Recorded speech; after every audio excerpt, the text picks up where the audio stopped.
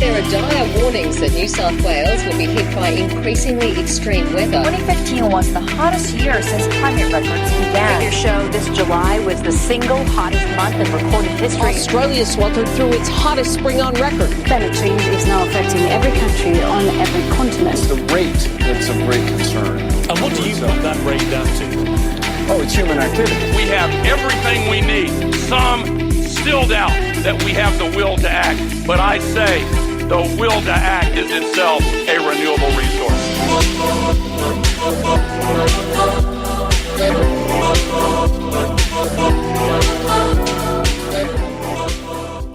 Hello and welcome to episode 20 of Climactic, the people's voice on climate change. Hello, Mark. Hello, listeners. We have an interview with Leigh Baker about her fresh and really refreshingly optimistic perspective on climate change solutions. It was Leigh who put us both onto Paul Hawken's book, Drawdown, and we might have a quick chat about that after the interview. She did introduce us both to Drawdown, and I'm really grateful that she did, and I'm looking forward to having a chat with you about it after the interview.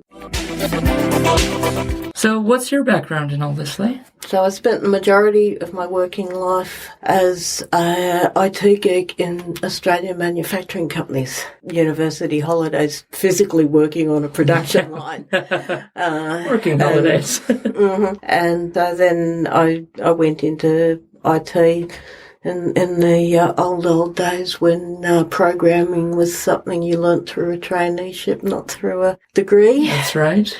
And the particular job choices I had led me into manufacturing and getting stuff done in factories and warehouses.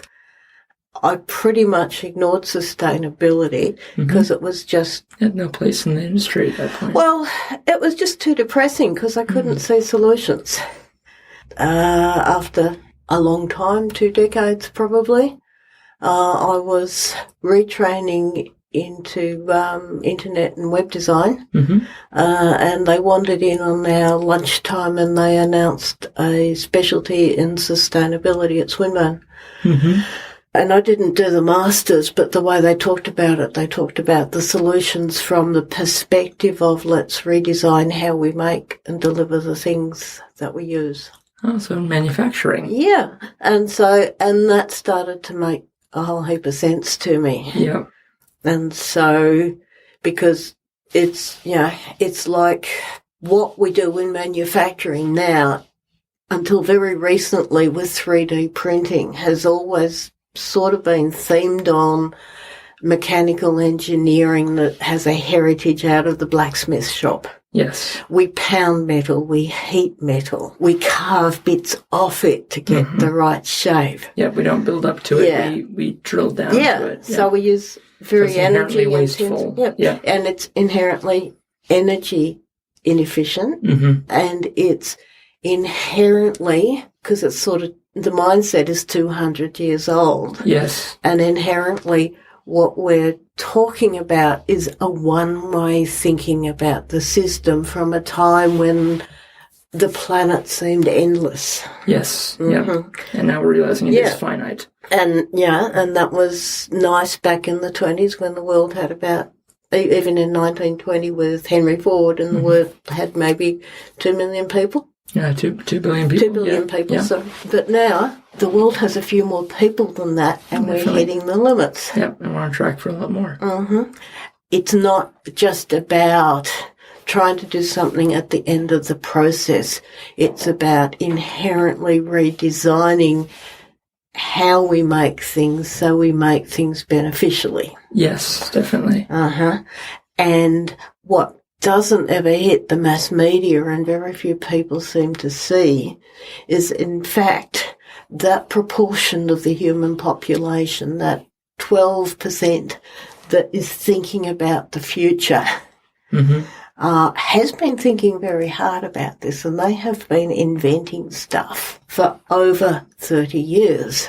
So we have at a technical level, we have all the solutions. Do you want to maybe run through some things that people don't know that would amaze us? Yeah, the things that, some of the key things that have come out that stand out in my mind, one of them is the idea of the circular economy.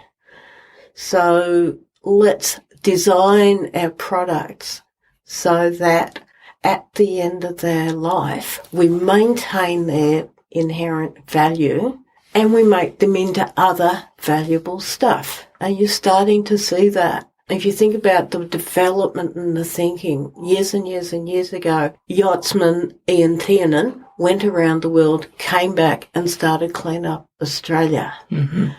Yachtswoman Ellen MacArthur went round the world, saw the mess that the oceans were in, came back and started a foundation to support the spread of the circular economy.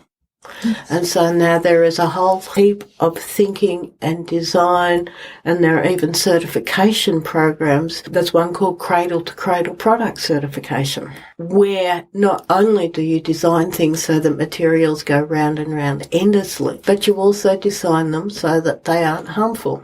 Mm-hmm. So we move away from the idea that a little bit harmful, a little bit poisonous is all right. Mm-hmm. It won't kill us. You know, we talk about... We should have learned that lesson. There's asbestos and lead and... Yeah, and... Those are little teachable moments. Yeah, here we are. but we're human.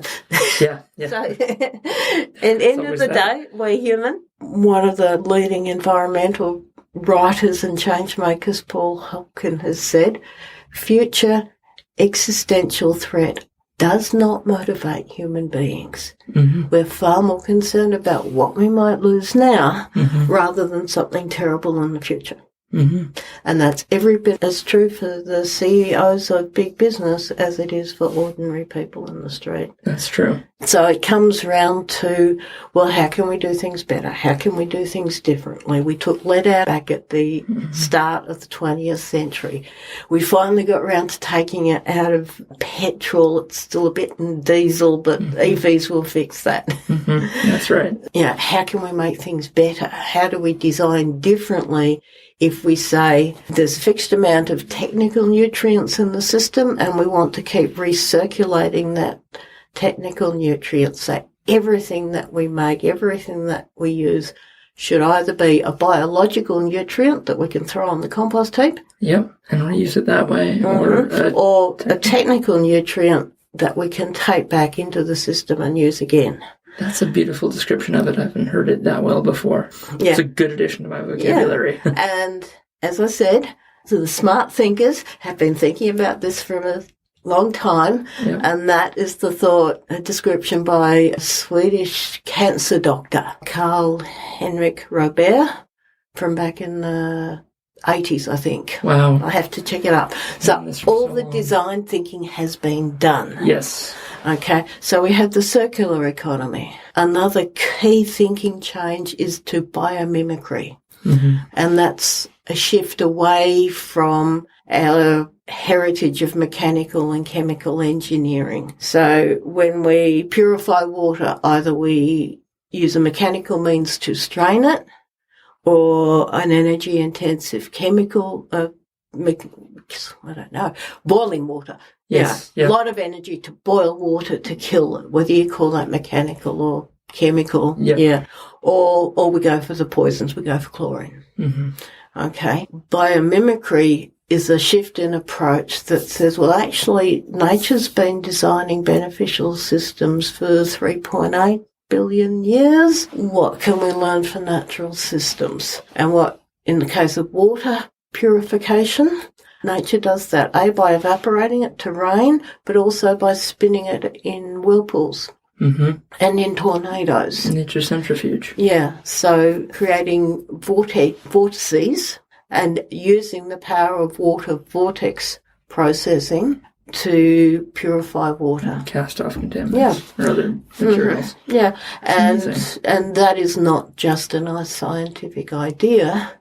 That is actually a delivered technology that is now being implemented in California. It's been in Europe for over 5 years, and it has now been field tested and approved by the American authorities for purifying the water that goes into air conditioning systems.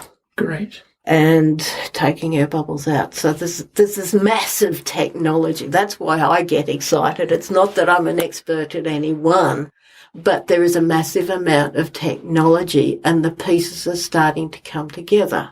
Mm-hmm. So yes, we've had solar, But now we've got blockchain, so the people who have excess solar can trade it. And we've got the IT technology of the microgrid, so it can be real-time information capture and exchange. So we now have, down in the Latrobe Valley, solar energy being traded using blockchain. It's percolating up there. And one of my favourite quotes on the subject of sustainable business and thinking about how can we do things so that we regenerate ecosystems and communities is, again from Europe, sustainability, the biggest opportunity since the invention of money. And if it's the only way to keep money viable long term. Money doesn't really mean anything without sustainability. Yeah. And so you have Dell and General Motors just launched at the end of 2017 an ocean plastics supply chain. Brilliant. And Apple, who used to be a bit precious about losing their intellectual property, is now a signatory to the circular economy, which means that not only are they going to design materials so that they can be recycled, but also that they're making a commitment to 100% upcycled inputs. When the technology leaders of today are out there doing startups in the sustainability space, and Google's another one. Google announced a startup in 2017 of geothermal energy for domestic heating. So that's Alphabet, parent company of that's Google. right. Google does search engines. But those entrepreneurs, those entrepreneurs are just indicative of how much opportunity there is out there. That's right. And so you and I met because we were at an event and I happened to have a copy of a book called Drawdown. The interesting thing about that book as a reflection of human nature is that we've been talking about climate change and the causes and the possible risks since about the 1860s. Mm-hmm. Okay. It took until 2013 for somebody to actually sit down and say, well, if it is a problem, how much would it take to fix it? Mm-hmm. But that's what we now have. Not only do we have all of these amazing technologies and all these possibilities, the thing that I think the Drawdown research catalyses is that, okay, and now we know which is most important to do. So it's a list of things to do. What is it worthwhile me doing? Turns out, according to the Drawdown research, it's probably more valuable at the moment that I learn more vegetarian cooking and not worried so much about recycling. Yep, agriculture number one, isn't it? Yeah.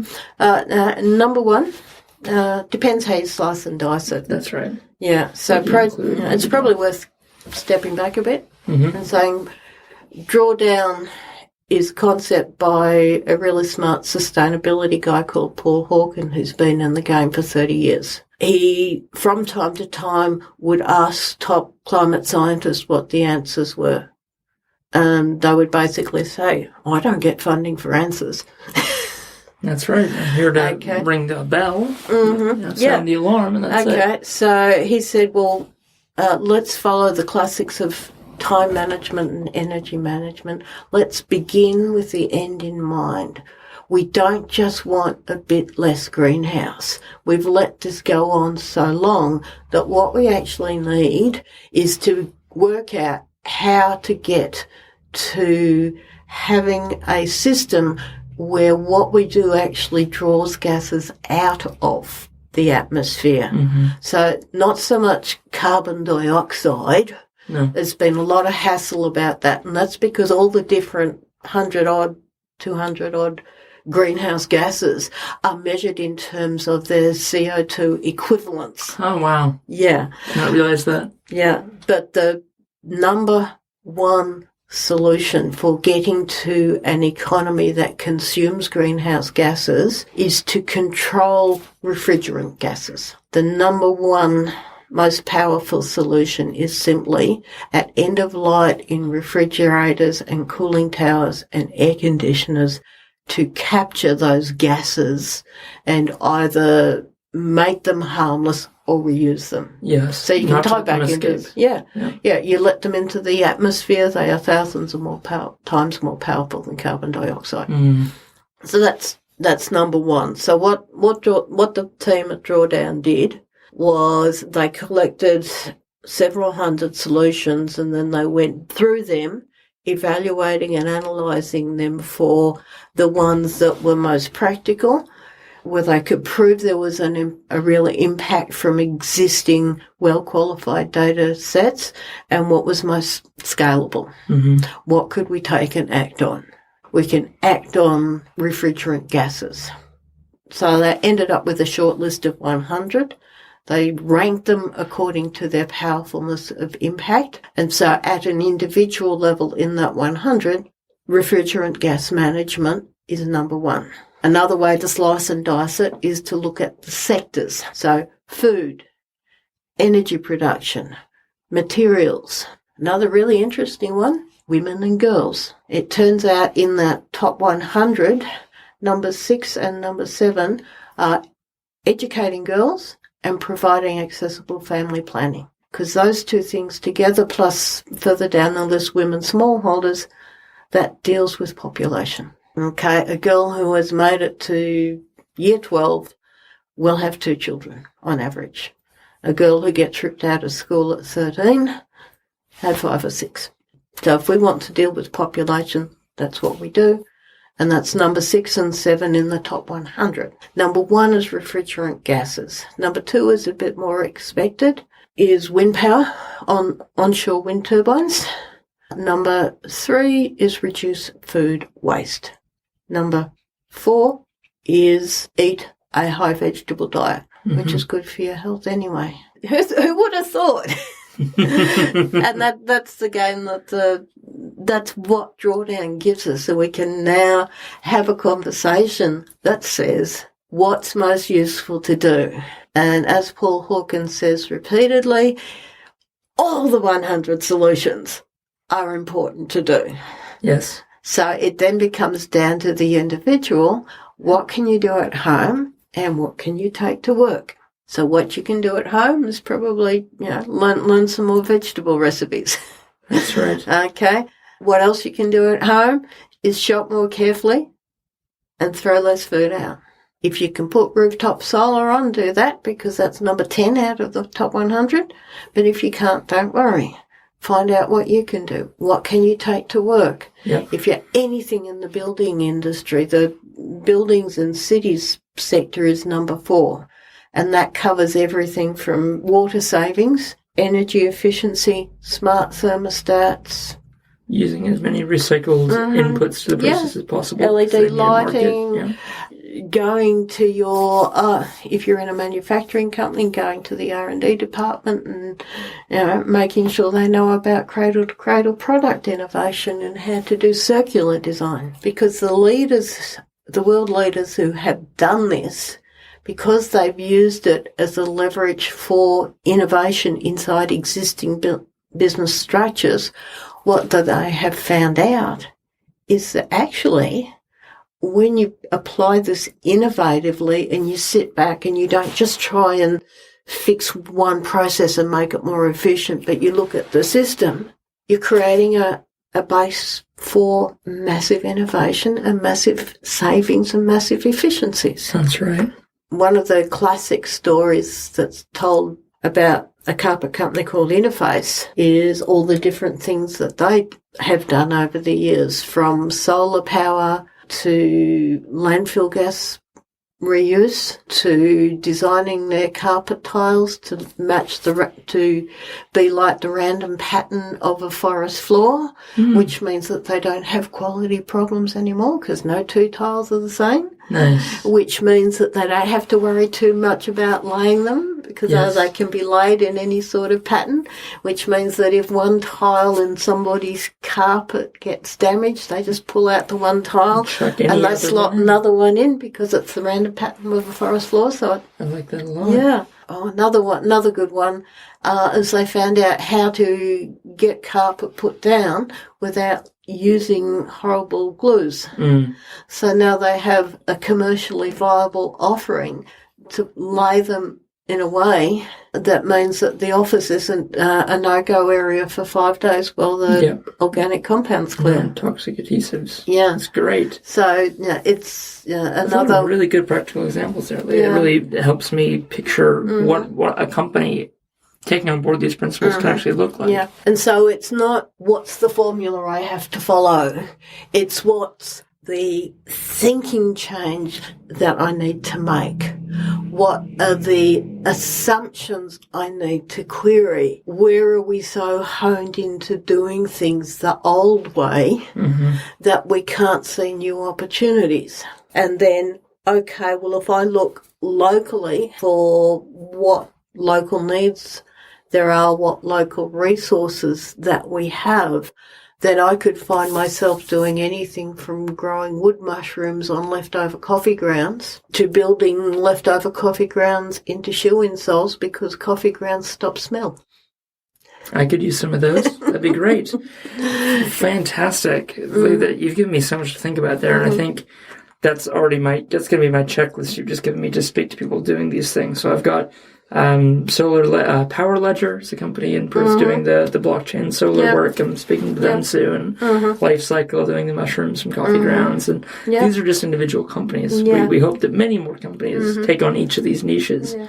Well, for me, the important thing to spread is that the design work has been done. That's you right. don't have to start something from the ground up. You stop just have to the wheel for this. Observe differently. And the other thing that I am really emphatic about, because for 20 years as a IT person trying to get new systems adopted by manufacturing people, I learned by experience, which the human systems are evolved to actively maintain the status quo and resist change. We do not have a technology problem. We have a challenge of using everything that we now know about human behaviour and neurobiology and motivation and innovation to adopt the information, the stuff that we already have. Yeah, can we speak a little bit more about that? And how is that going to be possible? I mean, we've got Drawdown, there's the manuscript to follow for the technology side, but how do we get more companies like the carpet company who's willing to be innovative? Well, that comes back to how do you motivate an individual? And the way that the head of this carpet company was motivated was because one of his sidekicks kept coming to him and saying, "Boss, the customers want to know more about what we're doing for the environment." And for the boss, that was just a black hole, because what you did about the environment was you complied. Yeah, you complied. And they were compliant with everything. Right? Yeah, that's it. But the customers kept wanting something more to be done about the environment. And so what the sidekick did one day was say, "Boss, well, if you don't know, why don't you set up a working party to find out?" And the way I've heard the story told is that the boss went, "It's off my shoulders now. Right, We're going to have a working party. Yeah. Awesome. I don't need to think about it anymore." That's right. That's generally the result of every single working group, isn't it? Nothing. Yeah, this one was a bit different. Yes. Because this guy was an entrepreneur and he'd taken this carpet tile company from almost nothing to a global successful corporation in 20-odd years.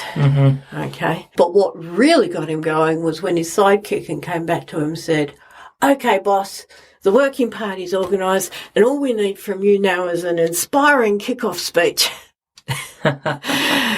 And he went down. I got some buy-in straight away. Yeah.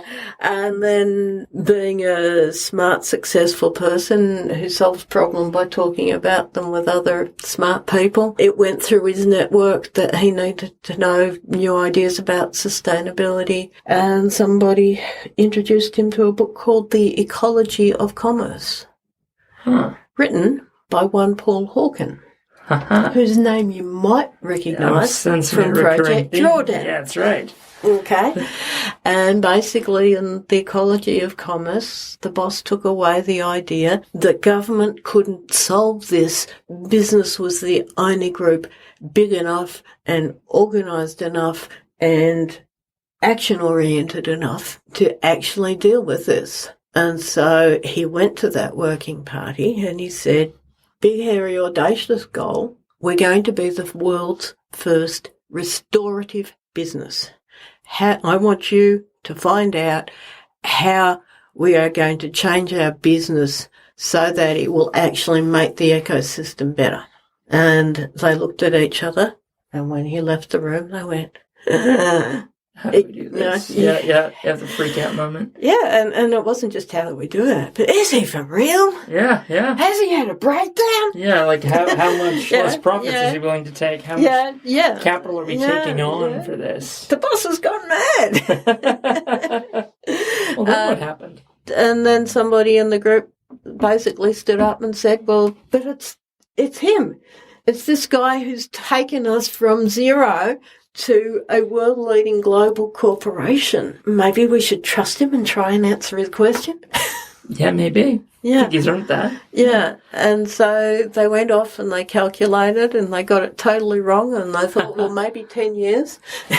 Back in 1995. Yes. So they weren't quite right, but that was the start of the process, and they launched it into the company, and they launched it in such a way, as I said, to every division, you guys work it out. Yep. And we're setting a criteria, essentially good for business, good for the ecosystem, and good for the community. Yes. So don't bring me expensive things. Yep. Don't bring me compliance stuff. Bring me things that are good for business and restorative, both for the ecosystem and for the community. You give people a direction, and particularly in this organisation, you pay them a bonus for delivering a solution. Yep, just set up the incentive structure. Yeah. And they're not a perfect company.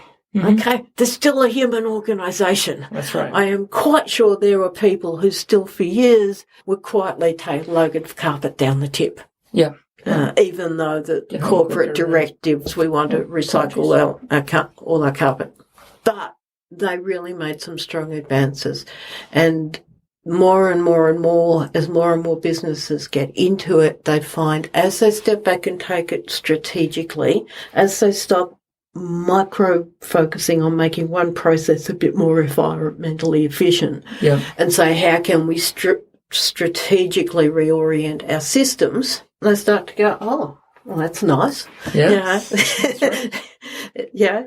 Why should we pay regulators for toxic waste disposal rights if we don't create toxins anymore? That's right. And by setting that goal, if we find a way to do it in a way that pays, then it's just saving money. So we have this 20th century industrial age thinking that says, oh, the EPA used to be a real hassle, so anything to do with the environment is going to be boring, regulation-based, costly.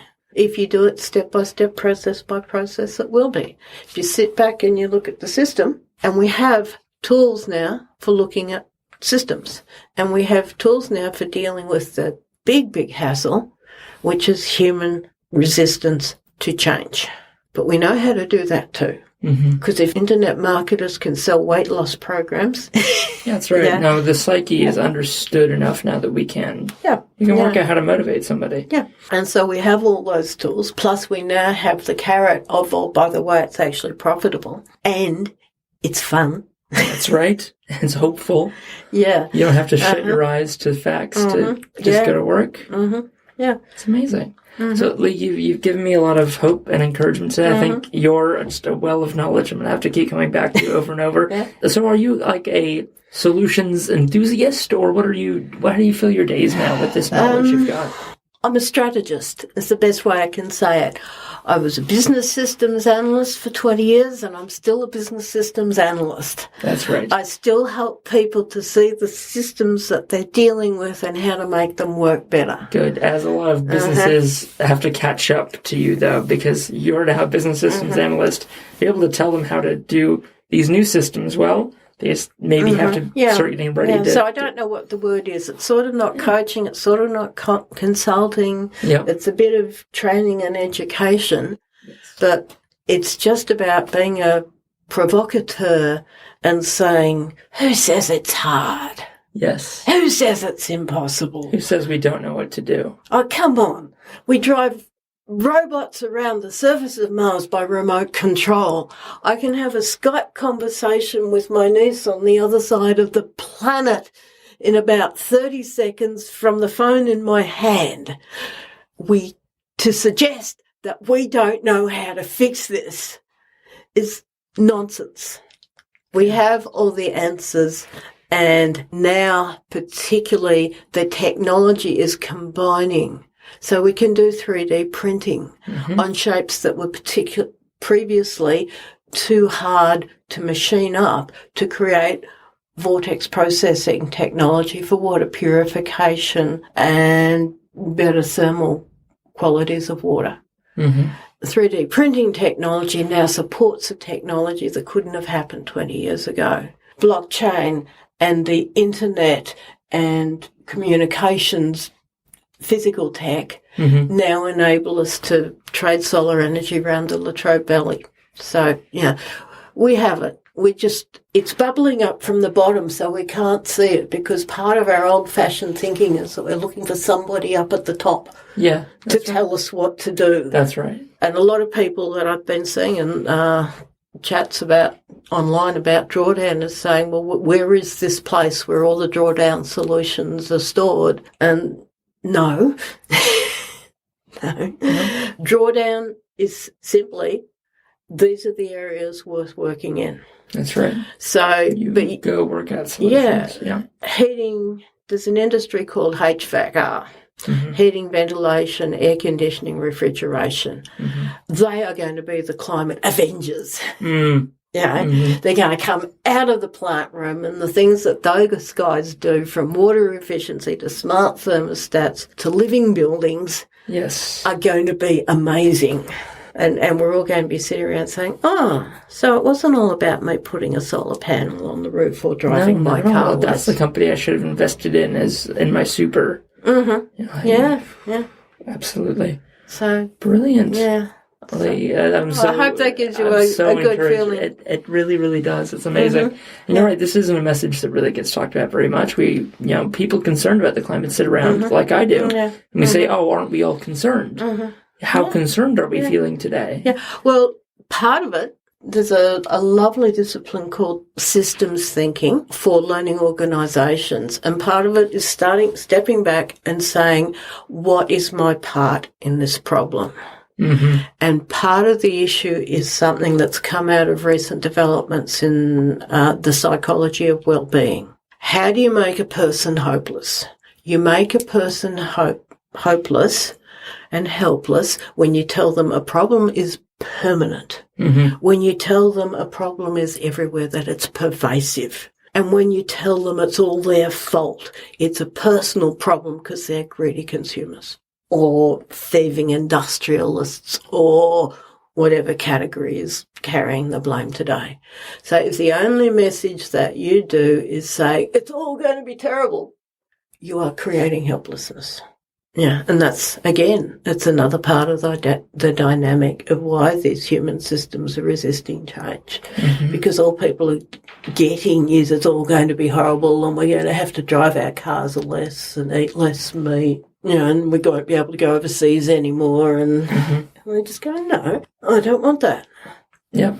More and more the research is showing that if we start designing for regeneration of communities and ecosystems, if we take away the false divide that says business is over here all on its own and go, actually, no, business exists inside a community, which exists inside an ecosystem, and the ecosystem is finite. So how do we make regenerative business? It's the funny thing of the human brain. You ask the right question, you get a really cool answer. But we've got to learn to shift to what's right and what can we do. That's right. Rather than what's wrong. Because I've got to tell you, I don't want environmental solutions from the people who think that the answer to road safety is speed cameras. Yes. Do you? No, very good point. Very well said. So an action-packed show today, as they say in the classics, but I'd really like to get your thoughts on the book Drawdown, Mark, which Leigh covers in great detail in this excellent interview. Yes, you're completely right, Rich. That is an amazing book. It's such an amazing resource, and I had only ever heard of it when Leigh told me about it about 4 months ago. So it's amazing that even when you're out there talking to people about climate change, people who are concerned about these things, people who are working in sustainability, the word really isn't fully out there yet about Drawdown, and which is, I think, kind of staggering. Yeah. Because what Drawdown is and what it contains is it's simply Paul Hawken, the editor behind it, assembled a team of researchers, scientists, and they actually, what they say is they did the math on all the potential ways we have to reverse global warming and climate change. Yes. So this is not a book about trying to lessen your impact. It's not about trying to lessen but not eliminate your carbon footprint. This is really about the big scale mechanics and systems that we can apply across the world to start consuming carbon rather than emitting it. And there are 80 of those plans 80 of those ways that are already in existence. There's already enough data around them that this team thought, yeah, we can actually start to do the math on this and start to rank all 80 of these potential ways by what we should be focusing on first. It's exciting in that some of these methods may well be the difference. It's all about, in fact, the title is the most comprehensive plan ever proposed to reverse global warming. As you pointed out before, it's not about doing bits here and there to mitigate against climate change. It's about reversing. It's drawing down the carbon to get to a level where we are taking more carbon out of the atmosphere than we are putting in. So did it surprise you, Rich, what solution number 1 was? It did, and that is heating, ventilation and air conditioning, which I know you have an announcement to make about for the Climactic show, Mark, but it is number 1. Yeah, that's completely right, Rich. The HVAC industry has such an immense power right now. They've got the potential to release a lot of greenhouse gases, and we're talking refrigerants. So if you look at the fridge in your kitchen and the coils on the back, the liquids and the gases that are running through those, if they're released, they are factors of sometimes thousands more powerful of greenhouse gases than CO2. So this industry holds at its hand such an immense potential to either warm our climate or through changing their business as usual practices. Now, luckily, this is an industry that, while it's quite invisible to most people, is also becoming very active in this space and really owning the fact they've got this potential and that they're currently responsible for a lot of damage. So just to give a sneak peek of what's coming up next week, we actually do have, again, something special, and not to just reuse that word all the time, but it means something here. We're carrying on that theme of optimism and solutions, and we're going to look at the power that the HVAC and refrigeration industry have to be leading the charge. And we're going to do that by speaking to Phil Wilkinson, who's an executive at ERA. That's the heating, ventilation, air conditioning, and refrigeration industry group here in Australia. And we're going to get to play also some choice bits of an interview that Phil recently did with, of all people, Paul Hawken. Look, I'm expecting a lot next week. No pressure though, Mark. But it really is just reading this book, just flicking in and out of it, even if a few plans, whether it's with HVAC or wind turbines or anything, farming, even if a few of these plans come to fruition, it's relentlessly optimistic. And the fact that we can reverse global warming is a possibility. Relentlessly optimistic is a great word for it. And what you think it's fair to say that Paul Hawken, by instigating this work and previous books he's written as well, he's become a bit of a rock star in this space, hasn't he? Well, I think rock star's an interesting term too, man. But as you'll hear from the interview next week, Paul is an amazingly self-effacing and humble guy. And I'm really looking forward to bringing you that interview. And well done, Mark, with the interview with Leigh Baker. That was really good. Okay, now to some credit. Producer Caleb Fidecaro, our designer Abigail Hawkins. And I'd like to thank Senior Advisor Gretchen Miller, and for our music, Greg Grassi. And I want to say a special thank you to Leigh. Thank you for being a great guest.